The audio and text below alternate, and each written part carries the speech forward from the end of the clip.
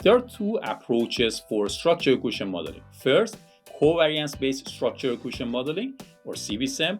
Second, variance-based structure equation modeling, or VB-SEM, which is known as PLS-SEM as well.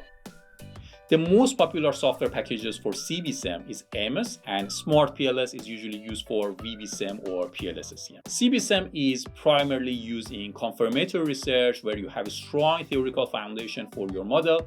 In contrast, VB-SEM is usually employed in exploratory studies or in cases where there is not a robust theoretical basis to support your model. CB-SEM evaluates the model as a whole. In this approach, the model is either accepted or rejected as a whole.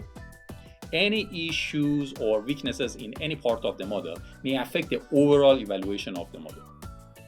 On the other hand, VB-SEM tests the hypothesis for each relationship individually. So problems in one part of the model do not impact the overall assessment of the model. As a result, if your model lacks strong theoretical support, VB-SEM might be a more suitable choice. And although VB-SEM can work with smaller sample sizes, using a small sample size in your study would make publishing your work very challenging.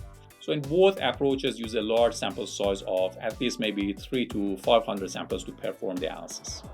And then each method has its own pros and cons. But my recommendation is to use CB-SEM unless your model involves formative constructs.